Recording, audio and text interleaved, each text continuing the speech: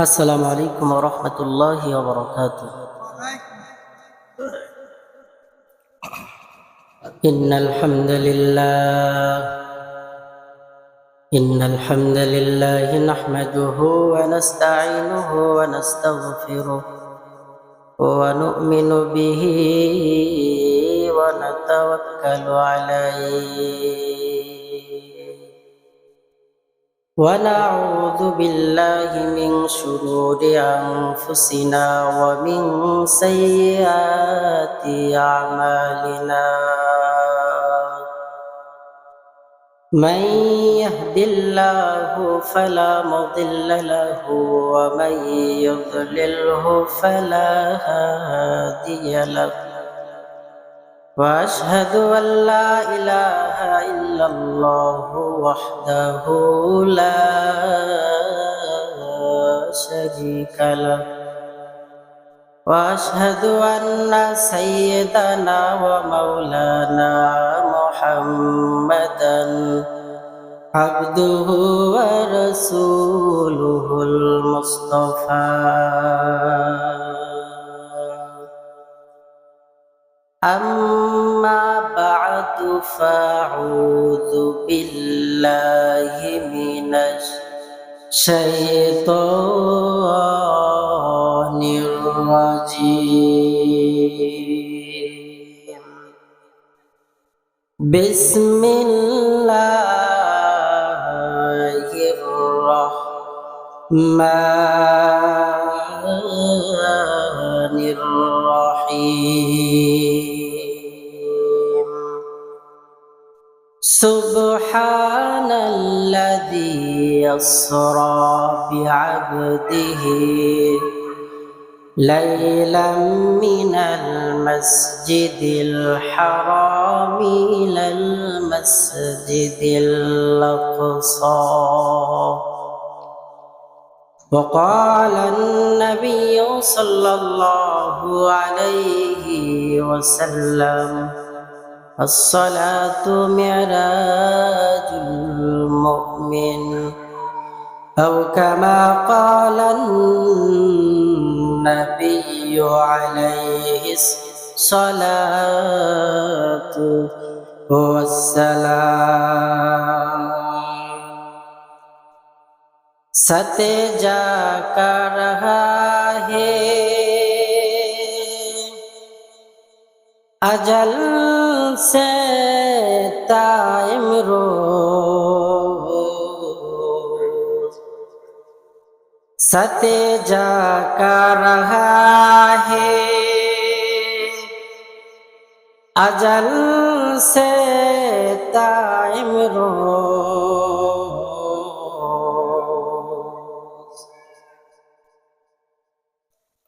चिरागे मुस्तफा बीचे शरारे बुल हबीब बलगल उला बि कमाली कशफत दुजा बि जमाली हसनत जमीअ खिसालिही सल्लु अलैहि वालिहि बलगल उला बि कमाली। সকলেই মহব্বতে বলার চেষ্টা করি। কাশাফাদ দুজা বি জামালিহি হাসনাত জামিআ খিসালিহি सल्लु अलैहि वालिहि। ये तेरी मेराज थी पितलूहो कदम तक पहुँचा, और मेरी मेराज है कि मैं तेरी बदन तक पहुँचा। बलगल उला बि कमाली कशफत दुजा बि जमालिही حسنت جميع خصاله صلوا عليه وآله لا إله إلا الله لا إله إلا الله সকলে মহব্বতে দিল থেকে জিকির করি লা ইলাহা ইল্লাল্লাহ লা ইলাহা ইল্লাল্লাহ লা ইলাহা ইল্লাল্লাহ লা ইলাহা ইল্লাল্লাহ লা ইলাহা ইল্লাল্লাহ লা ইলাহা ইল্লাল্লাহ মুহাম্মাদুর রাসূলুল্লাহ সাল্লাল্লাহু আলাইহি ওয়াসাল্লাম। ও মদিনার মাটি রে সকল সুখ বুঝি তোর কপালে ও মদিনার মাটি রে সকল সুখ বুঝি তোর কপালে ও মদিনা রে তোর বুকে আমার নাবি যার লাগি পাগল সবই যার তরে সৃষ্টি হইল ত্রিভুবন কাদি আমি সারাক্ষণি কখন যাব সেখানে কাদি আমি সারাক্ষণে কখন যাব সেখানে সহে না আর পুরানে ও মদিনার মাটি রে সকল সুখ বুঝি তোর কপালে ও মদিনা রে পাখি যদি হতাম আমি উড়ে উড়ে যেতাম আমি থাকতো না মনে কোনো যাতনা দেহে নেই পাখারে কাছে নেই টাকারে দেহে নেই পাখারে কাছে নেই টাকারে কেমনে কেমনে যাব ও সেখানে মদিনার মাটি রে সকল সুখ বুঝি তোর কপালে। আলহামদুলিল্লাহ, পৃথিবীর মানচিত্রে আমাদের সবুজ শ্যামলা সুজলা সুফলা দেশ বাংলাদেশ। এ বাংলাদেশের বগুড়া জেলার অন্তর্গত শেরপুর থানার প্রাণকেন্দ্র জয়নগর দক্ষিণ পাড়া যুব সমাজের উদ্যোগে বিশাল ইসালে সব সভার আজ 29শে জানুয়ারি 2025 বরকতপূর্ণ এ মাজলিসের সম্মানিত সভাপতি আলহাজ মাওলানা মোহাম্মদ দবিবর রহমান সাহেব, সাবেক চেয়ারম্যান শেরপুর উপজেলা পরিষদ বগুড়া। আজকের এই বরকতপূর্ণ মাজলিসের সম্মানিত প্রধান অতিথি, আমার পূর্বে যিনি কথা বললেন আলহাজ মোহাম্মদ আব্দুল হামিদ, সাবেক শিক্ষক, নগর জিএম ফাজিল স্নাতক মাদ্রাসা, নগরহাট, শাহজাহানপুর, বগুড়া। আমার পূর্বে আমার বড় ভাই হাফিজ মাওলানা মোহাম্মদ রাকিবুল ইসলাম হেলালি সাহেব অত্যন্ত গুরুত্বপূর্ণ কথা বলছিলেন। আল্লাহ পাক প্রিয় বড় ভাইয়ের কণ্ঠকে এদেশ সহ সারা বিশ্বব্যাপী কবুল করুন, সকলেই বলে আমিন। আজকের এই বরকতপূর্ণ মাজলিসের সম্মানিত প্রধান বক্তা, কুকিল কণ্ঠী, সুমিষ্টভাষী হযরত মাওলানা মুফতি আব্দুল আউয়াল শেরপুরি সাহেব দামাত বারাকাতুহুম হুজুর ইতিমধ্যে আমাদের মাঝে এসেছেন, সময় মতো স্টেজে চলে আসবেন ইনশাআল্লাহ। আজকের এই মাহফিল অক্লান্ত পরিশ্রম করে যারাই সাজিয়েছেন, জয়নগর দক্ষিণ পাড়ার যুব সমাজ সহ সর্বস্তরের মানুষ ও আমার বাপ ভাই দাদা, যারাই এই মাহফিলটাকে অক্লান্ত পরিশ্রম করে সাজিয়েছেন, আল্লাহ পাক সকলের সকল শ্রমকে জান্নাতের বিনিময়ে কবুল করেন, সকলেই বলে আমিন। কি ব্যাপার, আপনারা কি রাগ করেছেন নাকি যে আজকের এই মাহফিলে সব দিকে আমাদেরই চলপল? আপনাদের কপাল ভালো যে আমরা জয়নগরবাসী যদি চাই যে সারা রাত ব্যাপী ইসলামী জালসা হবে আর বাহির থেকে কোনো বক্তা আনা লাগবে না, তাহলে আলহামদুলিল্লাহ আমাদের জয়নগর গ্রামেই আমাদের সেরেতাজ মোশাররফ আঙ্কেল আছেন, রাকিবুল ইসলাম হেলালি বড় ভাই আছেন, আমরা আছি, মোহাম্মদ আলী আছে। সারা রাত ব্যাপী আপনাদের আলোচনা শোনাবো, বাঁচবে না। এটা জয়নগর গ্রামের জন্য রহমত নাকি বলেন? রহমত কি না? এটা জয়নগর গ্রামের জন্য রহমত। আল্লাহ তাআলা এই ধারাবাহিকতা কিয়ামত পর্যন্ত অব্যাহত রাখুন, সকলেই বলে আমিন। পুরো শেরপুরের মধ্যে একই পাড়ায় 10 থেকে 15টা হাফেজ। আমার তো মনে হয় এই জয়নগর, আমাদের একজনের কথা খুব মনে পড়ে গেল, পীর মকবুল নামে যাকে আমরা চিনি, আমার চাচা, উনি বলেছিলেন যে আমাদের এই পাড়াটা জয়নগর মধ্যপাড়া নয়, আমাদের এই পাড়াটা হলো শান্তিনগর। কথা বলেন ঠিক কিনা? আসলেই শান্তিনগর, যে নগরের প্রত্যেকটা ঘরে ঘরে কোরআনের হাফেজ। সুবহানাল্লাহ বলেন।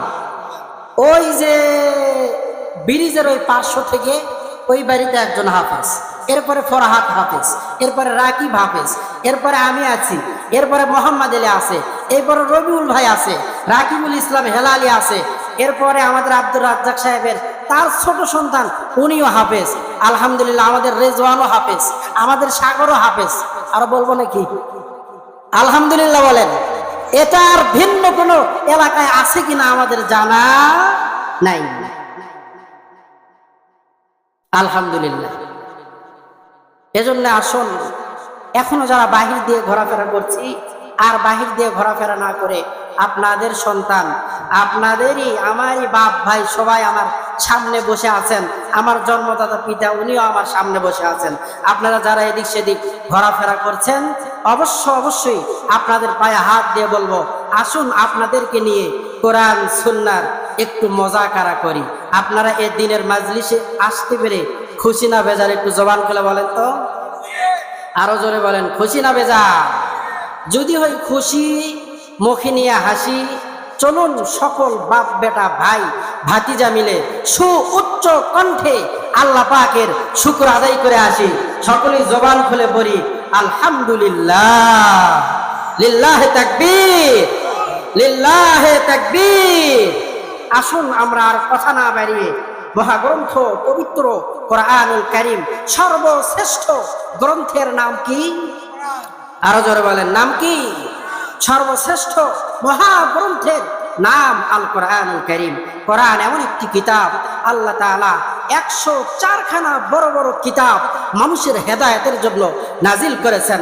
বাকি 130টি সূরাতে আল্লাহ পাক যা দিয়েছিলেন, সমস্ত কিতাবের সব গুণাবলীকে আল্লাহ তাআলা কোরআনুল কারীমের মধ্যে দিয়া কোরআনের শান মান মর্যাদা বুলন্দ করে দিয়েছে। সুবহানাল্লাহ বলেন। আমি কোরআনুল কারীমের সূরাত আল বানী ইসরা থেকে একটা আয়াতে কারিমা তেলাওয়াত করেছি। রজব মাস শেষের দিকে, এ মাসের শেষ প্রান্তে এসে আমার নবীজির ইসরা বা মেরাজ হয়েছিল। কি হয়েছিল? আল্লাহ তাআলা যদি শামিল হাল হন, সময়ের সংক্ষিপ্ত পরিসরে কিছু বলবো ইনশাআল্লাহ। আপনারা থাকবেন না ভাগবেন? ভেগে যাবেন কোথায়? আমিও এলাকার, আমিও এখানে আছি, আপনারাও থাকবেন বলে আশা রাখি ইনশাআল্লাহ। আমার পরে এক বক্তা, তারপরে আর একটা বড় বক্তা আছে ইনশাআল্লাহ। তার সঙ্গে দেখা না করে আমরা কেউ যাব না। আল্লাহ রাব্বুল আলামিন বলছেন, সুবহানাল্লাযী ইয়াসরা বিআবদিহি লাইলাম মিনাল মাসজিদিল হারামি ইলাল মাসজিদিল আকসা। আল্লাহু আকবার বলেন। আল্লাহ রাব্বুল আলামিন বলতে গিয়ে এভাবে বলেছেন, মহাপবিত্র মহিমাময় সত্তা উনি, যিনি তার বান্দা মুহাম্মদ সাল্লাল্লাহু আলাইহি ওয়াসাল্লামকে, যিনি তার প্রিয় হাবিবকে, প্রিয় মাহবুবকে লাইলাম মিনাল মসজিদিল হারাম, মসজিদে হারাম থেকে ইলাল মসজিদিল আকসা, মসজিদে আকসা পর্যন্ত আশ্চর্যজনক একটা ভ্রমণ করায় আছে। আমার ভাইরা, আল্লাহ রাব্বুল আলামিন বলেন, সুম্মা মিনহু ইলাস সামাওয়াতিল উলা, মসজিদে হারাম থেকে মসজিদ আকসা, সেখান থেকে 7 আসমান পেরিয়ে লৌহে মাহফুজ পর্যন্ত আমার নবীর মেরাজ হয়েছে। সুবহানাল্লাহ বলে। আবদিহি লাইলাম মিনাল মসজিদিল হারাম, বরকতপূর্ণ ইসলামের মধ্যে আল্লাহ তাআলা আমার পয়গম্বরের আশ্চর্যজনক 2টা সফর হয়েছে। 2টা সফরই রাত্রিতে। কখন? 2টা সফরই হয়েছে রাত্রিতে। একটা সফর হলো দুঃখের সফর, আর একটা সফর হইল সুখের সফর। আর এই সুখের সফরের নাম হইল ইসরা বা মেরাজ। দুঃখের সফরের সাথী সঙ্গীর নাম আল্লাহ পাকের হাবিবের সবচাইতে কাছের মানুষ আবু বকর। আর সুখের সফরের সাথীর নাম হলো জিবরিল আমিন সহ তার ফেরেশতাদের বড় একটা বহর, সাথে ইসরাফিল আলাইহিস সালাম ও মিকরাইল আলাইহিস সালাম। আল্লাহর হাবিবের মন বড় খারাপ, কারণ গত কিছুদিন পূর্বে আল্লাহর হাবিবের দাদা আব্দুল মুত্তালিব দুনিয়া থেকে বিদায় গ্রহণ করছে। দাদার ইন্তেকাল হয়ে গেলে নাতির কলিজায় একটু আঘাত লাগে কিনা? আমার দাদা যেদিন ইন্তেকাল করলেন, আমি মাদ্রাসায় শোনার সঙ্গে সঙ্গে হুজুরের থেকে ছুটিও নেই নাই। যে অবস্থায় ছিলাম সেই অবস্থায় দৌড় মারছি, কারণ দাদার প্রতি ভালোবাসা মানুষের কম না বেশি? আল্লাহর হাবিবের দাদা আব্দুল মুত্তালিব ইন্তেকাল করেছে। ওই নবীর অন্তরের মধ্যে বড় ব্যথা যে আমার দাদা দুনিয়া থেকে বিদায় নিয়ে চলে গেছে। কিছুদিন পর আল্লাহর হাবিবের চাচা আবু তালেব দুনিয়া থেকে বিদায়। যেই চাচা আবু তালেব আল্লাহ পাকের হাবিবকে চতুর্দিক থেকে গাঁট দিত, কথা বলেন ঠিক কিনা? কাফেররা মারতে আসছে, আবু তালেব সামনে দাঁড়িয়ে গেছে, আবু তালেবকে দেখে কাফেররা দৌড়, আর ঘোষণা করে দিছে, আমার ভাতিজা এতিম মুহাম্মদ আমার ভাতিজার শরীরে যারা টাচ করবে, যারা আঘাত করবে, আমি আবু তালেবের হাত থেকে তাদের কিন্তু রক্ষা না।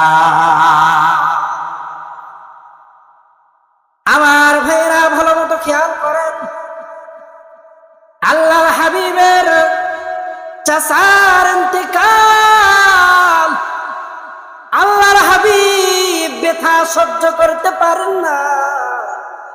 কিছুদিন পর আল্লাহর হাবিবের স্ত্রী হযরতে খাদিজা রাদিয়াল্লাহু তাআলা আনহার ইন্তেকাল। অন্তরে একের পর এক ব্যথা। আল্লাহর হাবিবকে সান্ত্বনা দেওয়ার মতো জমিনের মধ্যে আর কেউ নাই। আল্লাহ তাআলা সঙ্গে সঙ্গে জানিয়ে দিলেন, জিবরাইল, ও জিবরাইল, তাড়াতাড়ি জান্নাতের মধ্যে যাও রে। হুয়া হুকুম জিবরাইল কোয়ুশতা बोराके जन्नत से कर इंतखाब, सजा उसको जेवर से तू ताब पा, फिर उसको लेकर के काबा में तू जा। मरहबा बोले, ओ जिब्राइल, যাও যাও, জান্নাত থেকে দামি দামি অলংকার, দামি দামি ফুল দিয়া বরাকটারে সাজাইয়া আমার পয়গম্বর, আমার হাবিব, আমার বন্ধুর নিকটে চলে যাও। আমার হাবিবের মন বড় খারাপ। আমার হাবিবকে আমি আমার নিজের কাছে ডেকে আমার সান্নিধ্য লাভ করায় আমার হাবিবকে আমি চির ধন্য বানিয়ে দেব। সুবহানাল্লাহ বলে। আমার ভাইরা ভালো মতো খেয়াল করেন, আল্লাহর হাবিব এশারের নামাজ আদায় করার পর উম্মে হানির ঘরে নবীজির ফুফাতো বোন, আবার কোন বর্ণনা আসতে আল্লাহর হাবিব হাতিমে কাবায় শুয়েছিলেন, আবার কোন বর্ণনায় পাওয়া যায় আল্লাহর হাবিব শিহাবে আবি তালিব ছিলেন। তবে প্রাধান্যতম মত হলো আল্লাহ পাকের হাবিব উম্মে হানির ঘরে শুয়েছিলেন। জিবরিল আমিন ফেরেশতাদের বহর নিয়া মিকরাইল আলাইহিস সালাম সহ ইসরাফিল আলাইহিস সালাম সহ আল্লাহর হাবিবের ঘরের ছাদের উপরে এসে ছাদটা ফেরে আল্লাহর হাবিবের ঘরের ভেতরে প্রবেশ করছে। আল্লাহর হাবিব ঘুমন্ত, জিবরিল আমিন তার পাখা দ্বারা আল্লাহর হাবিবের পায়ের কিনারায় টাচ করা মাত্রই আল্লাহর হাবিবের ঘুম ভেঙে যায়। মারহাবা বলে। আমার ভাইরা ভালো মতো খেয়াল করেন, ও জয়নগর এলাকার যুবক ভাই, আমিও তোমাদের মতো একজন সন্তান। তোমার জন্ম এই জয়নগরের মাটিতে, আমার জন্ম এই জয়নগরের মাটিতে। কিন্তু এই পুরা জয়নগরের মধ্যে যত স্টেজ হয়, এই স্টেজের মতো আর এই চেয়ারের মতো দামি চেয়ার আর আছে নাকি? আল্লাহ তাআলা কেন এত সম্মান দিলেন? কোরআনের সঙ্গে সংস্পর্শ লাগার কারণে আল্লাহ তাআলা এত সম্মান দিলেন। আমি যদি চেয়ারে বসে বয়ান করতে পারি, কষ্ট করে আপনারা এসে শুনতে পারবেন না কেন? কথা কোন ঠিক কিনা?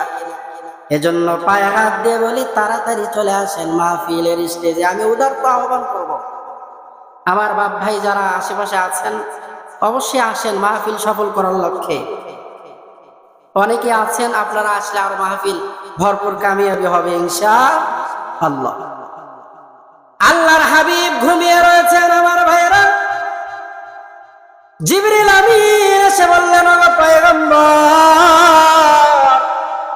আল্লাহ তাআলা আপনারে দাওয়াত আপনি রেডি হইয়া যান। জমজমের পানি দিলেন আল্লাহর হাবিব, জমজমের পানি দ্বারা ওযু বানায়া নিলেন। ও জিবরাইল, আজকে উল্টা পাল্টা কেন? আমার ঘরের দরজা তো আছে, কিন্তু উপর দিক দিয়ে কেন আসলে রে জিবরাইল?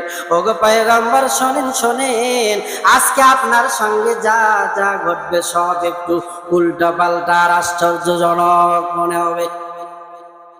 আল্লাহর হাবিব এবার বরাকে সওয়ার হবেন। বরাকটা সাদা কালার, মাঝে মাঝে অন্য ভিন্ন কালার, খচ্চরের চাইতেও ছোট আর গাধার চাইতে ছোট, খচ্চরের চাইতে একটু বড় এমন প্রাণী। আল্লাহর হাবিবকে দেখে বড় লাফায়। ইখতিলাফ পূর্ণ কথা। এরপরে আল্লাহর হাবিব বলল, জিবরাইল বলল, আল্লাহর হাবিবকে দেখে লাফাও না, কারণ ইনি সাধারণ কোন মানুষ নয়, ইনি হলো দুজাহানের সরদার মুহাম্মদ সাল্লাল্লাহু আলাইহি ওয়াসাল্লাম। আল্লাহর হাবিব বলল, লাফাও কেন? ও নবী, আমার পিঠে আরোহণ করে আল্লাহ তাআলার সান্নিধ্যে যাবেন, ওয়াদা দেন আমাকে নিয়ে আপনি ওই জান্নাতে প্রবেশ করবেন। সুবহানাল্লাহ বলে। আল্লাহর হাবিব সওয়ার হয়ে গেলেন। ঘুটঘুটে অন্ধকার। কিছু দূর যাওয়ার পরে জিবরিল আমিন বললেন, নবী এখানে নামেন, 2 রাকাত নামাজ আদায় করেন। এটা কোন জায়গা? বলে ইয়াসরিব। কিছুদিন পর কাফের বেঈমানদের অত্যাচারে আপনার জন্মভূমি মক্কাতে থাকতে পারবেন না। ওগো আল্লাহর হাবিব, আপনাকে দেশ ত্যাগ করে এই মদিনায় আসতে হবে। দেশ ত্যাগ মানুষ করে কিনা? আমাদের রাষ্ট্রীয় জাতীয় সম্পদ মিজানুর রহমান আজহারি সহ অনেকেই দীর্ঘ ফেসিবাদী জালেম শাহীর জামানায় দেশের বাইরে ছিল কিনা? কথা বলেন ঠিক কিনা? অনেকেই দেশের বাইরে ছিল। কেন কেন? ওই জালেম তারা দেশে আলেমদের থাকতে দেয় নাই। কারণ যে রকম গণশোধ শুরু হয়ে গিয়েছিল 2024 কেন 2014 এদেরকে কবর দেওয়া যেত। কথা বলেন ঠিক কিনা? এত ভয় করো কেন? গত দীর্ঘ 16টি বছর এদেশের আলেম ওলামা তোলাবা সহ এদেশের সহজ সরল মানুষের উপরে জুলুম নির্যাতন আর নিপীড়ন কম হয়েছে না বেশি হয়েছে? জোরে বলেন, কম না বেশি? কথা বলতে কি ভয় পান নাকি? আর কি কোনো ভয় আছে নাকি? ভয় যা ছিল ওই 5 তারিখে সব পালায়ন করেছে। কথা বলেন ঠিক কিনা? এলাকায় কত আতি নেতা, পাতি নেতা, কত ছোট নেতা, কত খাটো নেতা, ধোলা নেতা। হাই হাই রে, নেতাদের জ্বালায় থাকা যায় না। এখন নেতাদের খেতা বাড়িতে ঠিকই আছে, কিন্তু ওই নেতারা আর এই দেশে নাই। কথা বলেন ঠিক কিনা? এমপিরা সব কোথায় গেল? কোথায় কাওয়া কাকা? তাদের ছাড়া দেশটা কেমন লাগে ফাঁকা ফাঁকা। কথা কন ঠিক কিনা? আর ডায়লগ শোনা যায় না যে পালাবো না। কথা কন ঠিক কিনা? পালাবো না, পালাবো না, যায় না কবু দেখা। তাদের ছাড়া দেশটা কেমন লাগে ফাঁকা ফাঁকা। কথা বলেন ঠিক কিনা? যারা আলেমদের কণ্ঠকে স্তব্ধ করতে চেয়েছিল, যারা আলেমের হাতে হ্যান্ডকাপ পরিয়েছিল, যারা এদেশের সহজ সরল অবলা মানুষদেরকে দিনের পর দিন রাতের পর রাত জুলুম নির্যাতনার নিপীড়ন করেছিল, এদেশের জনগণ এদেশে ঠিকই আছে। আল্লামা মিজানুর রহমান আজহারি দেশে এসে ঠিকই ফিরে এসেছে, কিন্তু যারা জালেম, যারা জুলুম অন্যায় অবিচার করেছিল তারা আর এদেশে নেই। কথা বলেন ঠিক কিনা? আরো যারা বলেন ঠিক কিনা? এই কোরআনের বাণী কেউ বন্ধ করতে পেরেছে? কথা বলেন, কেউ বন্ধ করতে পেরেছে? যে বন্ধ করতে চেয়েছে সে নিজেই নিভিয়ে গিয়েছে। কোরআনের জ্ঞান নেই। কোরআনের জ্ঞান থাকলে কি এই কথা কেউ বলতে পারে যে কোরআনে রাজনীতি নাই? এই কথা কেউ বলতে পারে? কোরআনে রাজনীতি আছে, কিন্তু তোমার কোরআনের সঙ্গে সম্পর্ক নাই। কথা বলেন ঠিক কিনা? মাথা বেশি পাগলা করিও না। দীর্ঘ 16টি বছর ফেসিবাদী জালেম শাহী ক্ষমতার মসনদে বসেছিল। আমরা মনে করেছিলাম সব জায়গা থেকে হাত গুজিয়েছে, কিন্তু এমন অবস্থা এদেশের তাওহীদি মুসলমান করেছে, ভিসা করার টাইম পায় নাই, পালায়া দেশ থেকে পালায়ন করেছে। কথা বলেন ঠিক কিনা? বেশি বাড়াবাড়ি করিও না। ইতিহাস থেকে শিক্ষা গ্রহণ করো, না হলে তাদের মতো অবস্থা হয়ে যেতে পারে। কথা বলেন ঠিক কিনা? বাংলার মানুষ আমাদের আর বোকা হয়ে থাকলে হবে না। আগামীর বাংলাদেশ আমরা গড়তে চাই কোরআন দিয়া। কি দিয়া? কথা বলেন, জোরে বলেন, কি দিয়া? আগামীর বাংলাদেশ গড়তে চাই কোরআন দিয়া। সব দেখেছে, যখন নির্বাচন চলে আসে তখন বড় বড় টুপি পইরা আর দামি দামি পাঞ্জাবি, আবার খালি পাঞ্জাবি না, রিপু করা, আবার কালারিং রিপু। কি ব্যাপার নেতা? জিন্দেগিতে শার্ট পরিধান করে চললে, এখন কেন পাঞ্জাবি পরিধান করেছেন? তা আবার মাঝে মাঝে কালারিং রিপু। এরে তোমরা জানো না, এদেশের মানুষদেরকে ধোকা দিতে গেলে কালারিং পাঞ্জাবি ছাড়া আর যার কপালে জীবনে সেজদা লাগে না, যার মাথায় জীবনে টুপি লাগে না, ওই সান্দেও তার টাক ঢাকার জন্য টুপি পরে। কথা বলেন ঠিক কিনা? সত্যি কথায় টুপিতে দিতে লাগে। কি লাগে?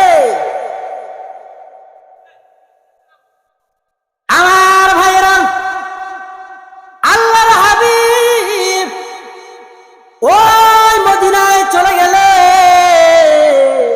ওগো আল্লাহর হাবিব, এই অত্যাচারে আপনি মক্কাতে থাকতে পারবেন না, মদিনায় চলে আসতে হবে। এরপরে আল্লাহর হাবিবকে নিয়ে বহুতর বেস্তর আলোচনা, বলার টাইম নাই। আল্লাহর হাবিবকে নিয়ে চলে গেলেন তুর পাহাড়ে, সেখান থেকে মসজিদ আকসায় নিয়ে গেলেন। আল্লাহর হাবিব মসজিদ আকসায় সমস্ত নবীদের ইমাম হইয়া 2 রাকাত নামাজ আদায় করলেন। এবার আল্লাহর হাবিবকে নিয়া জিবরাইল আলাইহিস সালাম আসমানের দিকে রওনা হয়ে যাইতেছে, কারণ আল্লাহ তাআলা আমার হাবিবকে দাওয়াত করেছেন। কি করেছেন? কথা বলেন, কি করেছেন? আল্লাহর হাবিব জিবরিল আমিন সহ ওই বোরাকের উপরে চড়িয়া প্রথম আসমান, 500 বছরের দূরত্ব, সমান সমান 13 কোটি 30 লক্ষ মাইল কম বেশি। এত দূর রাস্তা অতিক্রম করে প্রথম আসমানের দরওয়াজার সামনে, ওই প্রথম আসমানের 2টি দরওয়াজা। একটি দরওয়াজা হলো আল্লাহ তাআলা 2টি দরওয়াজাকে 2টি তালা মেরে রেখেছে। দরওয়াজাগুলো জমরত ইয়াকুর পাথর দ্বারা নির্মাণ করা, আর দরওয়াজার সামনে আল্লাহ তাআলা নূরের 2টি তালা মেরে রেখেছে। সুবহানাল্লাহ বলে। আমার ভাইরা ভালো মতো খেয়াল করেন, জিবরাইল আলাইহিস সালাম বলল, দাররক্ষী ইসমাইল, তাড়াতাড়ি দরওয়াজা খোলো রে, তাকিয়ে দেখো কে আসছে রে। জিবরাইল আলাইহিস সালাম বলার পরে ভেতর থেকে দাররক্ষী ইসমাইল ডাক দিয়ে বলে, ওগো জিবরাইল তোমারে তো একা দেখি না, তোমার সঙ্গে কাকে দেখা যায়? জিবরিল আমিন বলল, আনা জিবরাইল হুয়া মুহাম্মদ। তাড়াতাড়ি চাবি দাও, আল্লাহ তাআলা তার হাবিবকে তার সান্নিধ্য লাভ করার জন্য দাওয়াত করেছে। ভেতর থেকে আওয়াজ আসে, চাবি তো আমার কাছে নাই। তাহলে চাবি কার কাছে? চাবি ওই মুহাম্মাদের কাছে। আল্লাহর হাবিব সোনার সঙ্গে বারবার হাতের দিকে তাকায়, হাত দুইটা খালি। ভেতর থেকে আওয়াজ আসে, ওগো পয়গম্বর, আপনার হাত খালি হলে কি হবে? আপনার মুখে তো আল্লাহ তাআলা বিসমিল্লাহ দিয়েছে, আপনি বিসমিল্লাহ বলে তালায় হাত দেন। তালায় হাত দেওয়ার সঙ্গে সঙ্গে আমার আল্লাহ নূরের তালাটারে ওপেন করে দিবে। আল্লাহর হাবিব বিসমিল্লাহ বলে হাত দেওয়ার সঙ্গে সঙ্গে তালা খুলে গেল, ভেতরে প্রবেশ করলেন। জিবরিল আমিনকে বলল, জিবরাইল ভাই, এই দুইটি দরওয়াজার কাম কি? জিবরাইল আলাইহিস সালাম এবার বলল, একটি দরওয়াজা দিয়ে আল্লাহ তাআলা বনি আদমের ইবাদত গুলো উপরে উঠায় নেয়, আর একটি দরওয়াজা দিয়ে আল্লাহ তাআলা সমস্ত মাখলুকের খানার ইন্তজাম করে। সুবহানাল্লাহ বলে। আমার ভাইরা ভালো মতো খেয়াল করেন, আল্লাহ রাব্বুল আলামিন আল্লাহ পাকের হাবিবকে প্রথম আসমানে নিয়ে গেলেন। প্রথম আসমানের নাম আর-রাকি। প্রথম আসমানটা সাদা মার্বেল দিয়ে আল্লাহ পাক তৈরি করেছেন। কি মার্বেল দিয়ে? কথা বলেন, কি মার্বেল দিয়ে?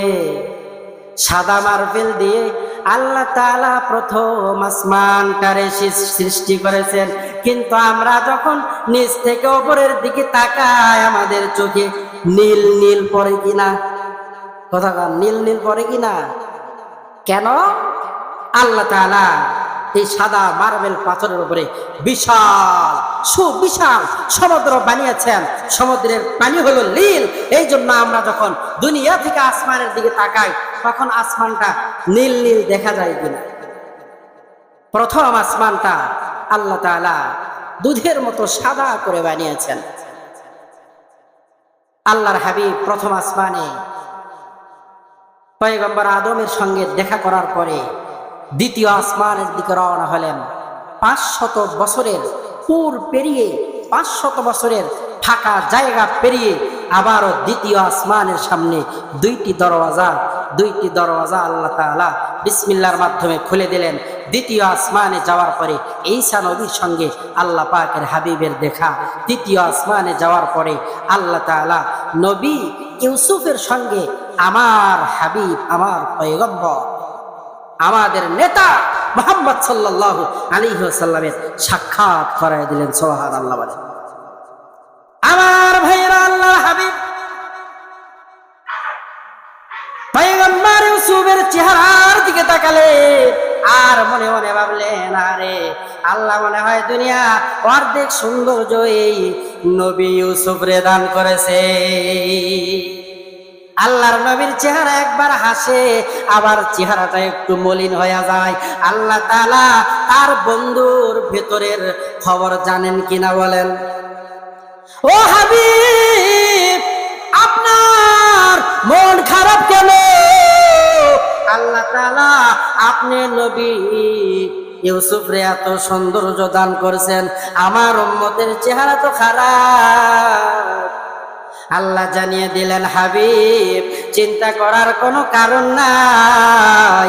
আপনার উম্মতের মধ্যে যারা আমি আল্লাহ তাআলার বহুবিধ নিয়ামতের জান্নাতে দাখিল হবে, তাদের চেহারা পয়গম্বর ইউসুফের চাইতেও বেশি সুন্দর হবে। সুবহানাল্লাহ বলে।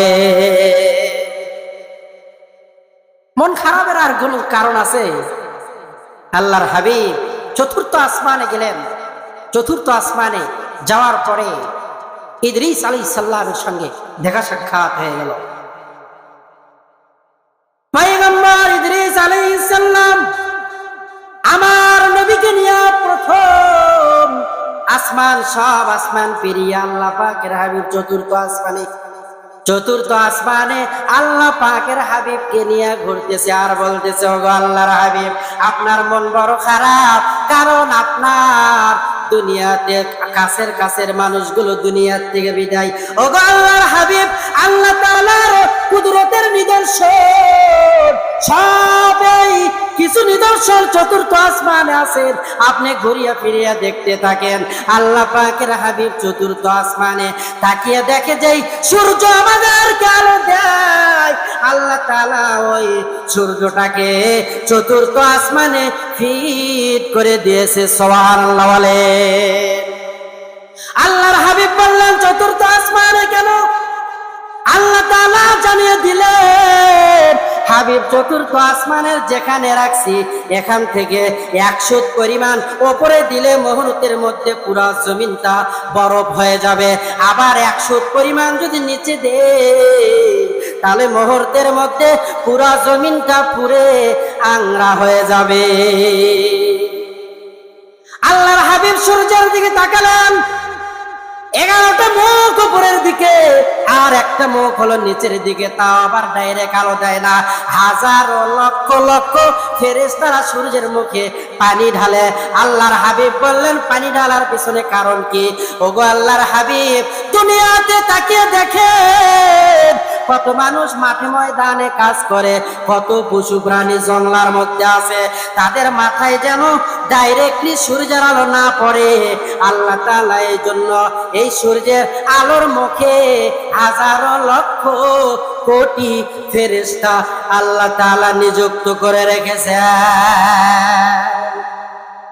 হাকিকত সে তো দুনিয়া বেখবর হয়, দুনিয়া কি নুমাইশ পর নজর হয়, নমি গোয়াম কে আজ দুনিয়া জুতা বাস বাহার কারে কে বাসি বা খোদা বাস, जिससे दुनिया आज खुदा का बुदान बेकमाशु नकरा फर जिंदुजा। ওগো আল্লাহর হাবিব, কি দেখেন? মানুষকে দেখি না, না কি দেখেন? আল্লাহ, আমি তো মানুষকেই দেখি। আল্লাহ তাআলা জানিয়ে দেন, শুধু মানুষকে দেখেন না, মানুষের মাথার উপরে আপনি চুল দেখেন। আগে আপনি মানুষ দেখেন না, আগে আপনি চুল দেখেন। ওগো আল্লাহর হাবিব, মানুষের মাথার উপরে ডাইরেক্ট ওই সূর্যের আলো পড়ে মানুষ কষ্ট পাবে। এই জন্য আমি আল্লাহ তাআলা মানুষের মাথার উপরে আমি আল্লাহ তাআলা চুল দ্বারা কাভারিং করে দিলাম। সুবহানাল্লাহ বলেন। কাদের কদ রত্তুদারি বর কামাল, আনতা রব্বি আনতা হাসবি জুল জালাল। পড়েন। কাদের কদ রত্তুদারি বর কামাল, আনতা রব্বি আনতা হাসবি জুল জালাল, তুহি কাদের জলিলুল্লাহ জাহাদান বাহর হালে তুহি মেরা নিগাহবান। ওগো হাবিব, জংলায় কি দেখেন? পশু দেখি, কিন্তু পশুর শরীরের ভেতরে আল্লাহ তাআলা চামড়া দিয়েছেন কিনা? পশম আছে না নাই? আছে না নাই? কথা বলেন। কেন আল্লাহ তাআলা পশম দিলেন? যাতে করে সূর্যের আলো ডাইরেক্ট পশু পাখির গায়ের উপরে না পড়ে। আল্লাহ পাক কত বড় বানানেওয়ালা। আল্লাহর হাবিব পঞ্চম আসমানে চলে গেলেন। এই সূর্যের মধ্যে আল্লাহ তাআলা 7টি রং রেখেছে। কয়টি রং? যত ফল ফ্রুট আছে সব ফল ফ্রুটের মধ্যে আল্লাহ তাআলা রং লাগায় সূর্যের দ্বারা। এই সূর্য এই পৃথিবী থেকে 13 লক্ষ গুণ বড়। এই পৃথিবী থেকে এই সূর্য 13 লক্ষ গুণ বড়। আর ওই চন্দ্র এই পৃথিবী থেকে 50 গুণ ছোট। কত গুণ ছোট? যেখানে সূর্যের তাপ লাগে সেখানকার ফলের কালার গুলো টকটকা হয়, কথা বলেন ঠিক কিনা? আর যেখানে চন্দ্রের আলো লাগে আল্লাহ তাআলা ওই ফলের ভিতরে স্বাদ কম দেন না বেশি দেন? জোরে বলেন, কম দেন না বেশি দেন?